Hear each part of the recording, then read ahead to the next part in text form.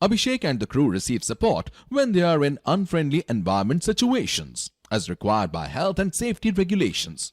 On some occasions, frames are presented to Abhishek so he can photograph a picturesque composition. Professional advice should always be sought before entering the habitat of a dangerous community.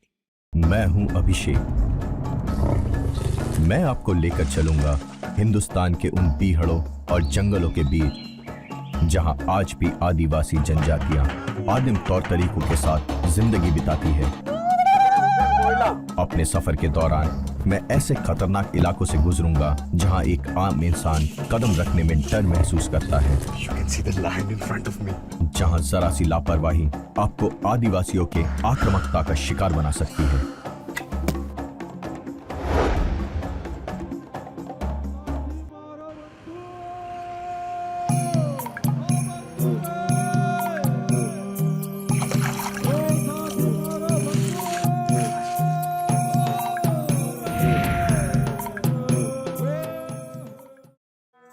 হায়রে বন্ধুয়া আমি চলে যাব মা বাপের বিনা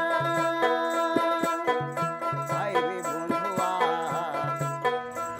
আমি চলে যাব। इस तरह कोलकाता के हावड़ा ब्रिज को देखकर कुछ हैरत में हो सकते हैं आप।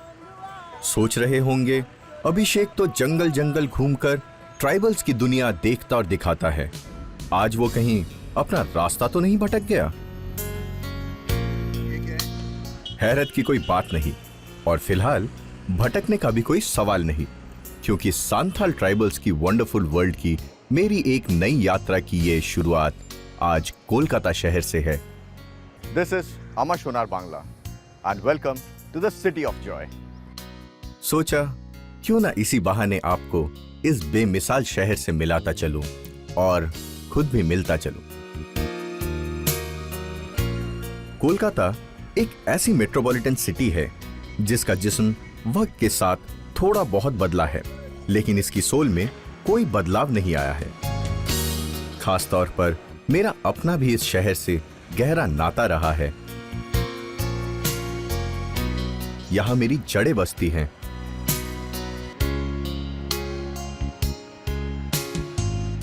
आज भी लगता है जैसे ये शहर अपनी मजबूती और पुराने तौर तरीकों के साथ कदम ताल कर रहा है। यहां लोगों में अपने कल्चर के लिए प्यार झलकता है। यहां इंटेलेक्चुअलिज्म आज भी मटेरियलिज्म के ग्रीड से जीतता नजर आता है। यहां आज भी मुझे जेन्युइन ह्यूमैनिटी का वार्मथ मिला, जो आज दूसरे मेट्रो सिटीज में दम तोड़ता नजर आता है। You know what? It's a city far more than bricks and mortars. It's a city of emotions. Welcome to Kolkata, the city of joy. Kolkata के सम्मोहन से निकलकर अब मुझे आगे बढ़ना था सांथाल ट्राइब्स की खोज में। मेरा अंदाजा था कि सांताल के तार कहीं ना कहीं शांति निकेतन से जरूर जुड़े होंगे, इसीलिए मैंने इस जगह से ही अपने खोज को आगे बढ़ाने का फैसला किया। Welcome to another episode of Wonderful World. Today, my hunt is the Santals of West Bengal, and I'm going to the cultural hub of the state, that's Shantiniketan. Come, let's start our journey.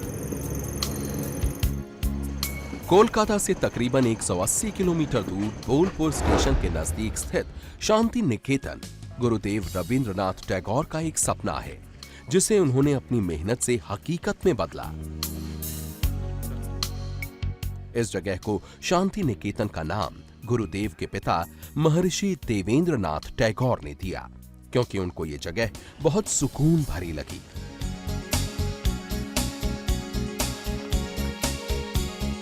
आज शांति निकेतन विश्व में अपनी तरह का अकेला विश्वविद्यालय है, जो शिक्षा के साथ साथ आज भी विश्व के सबसे बेहतरीन आर्ट इंस्टीट्यूशंस में से एक माना जाता है। गुरुदेव को अपनी कई प्रसिद्ध रचनाओं को लिखने की प्रेरणा शांति निकेतन में ही मिली, और इसकी सबसे बड़ी खासियत यह है कि इसने रूरल आर्ट एंड कल्चर के कंजर्वेशन में काफी बड़ा किरदार अदा किया है। यही वजह थी कि मैंने सांथाल आदिवासियों से मुलाकात करने के लिए शांति निकेतन आने का फैसला किया। This is Shantiniketan. And this is the first classroom set up by Rabindranath Tagore himself.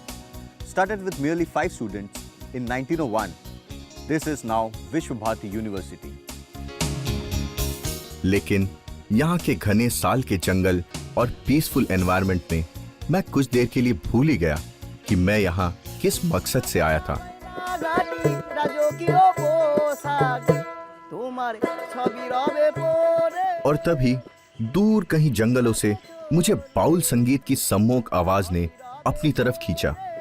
ये वो आवाज है जिसे मैं अपने बचपन से सुनता आ रहा था और अक्सर बाउल लोगों के पीछे दूर तक चला जाता था।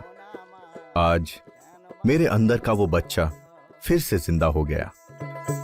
একদিন মাটির ভিতরে হবে ঘর রে মন আমার কেন বাঁধো দালান ঘর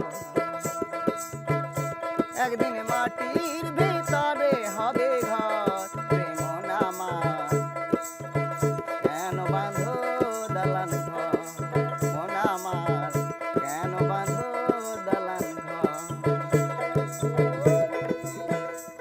This is the famous Baul song of Bengal, and the speciality of these songs that they always narrate a story.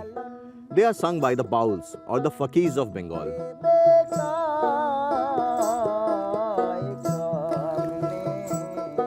उस आवाज की कशिश में मैं ऐसा खोया कि कुछ देर के लिए मुझे लगा कि मैं ट्रांस में हूं, और जब मैं वापस अपनी दुनिया में आया तो महसूस हुआ कि वक्त काफी बीत चुका है और सूरज अपने घरौंदे की तरफ लौट रहा है।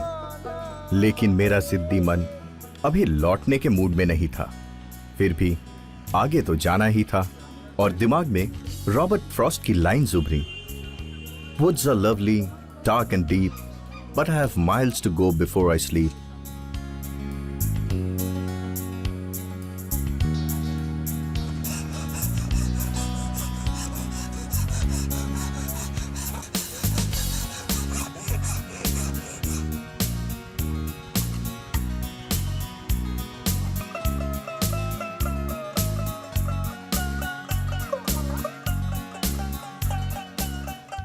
Do you know? It is said that the Santals used poisoned arrows in hunting, but never against their enemy. This proved true when, despite of the brutality of British, Santals never used poisoned arrows against them. We'll be right back just after a short break.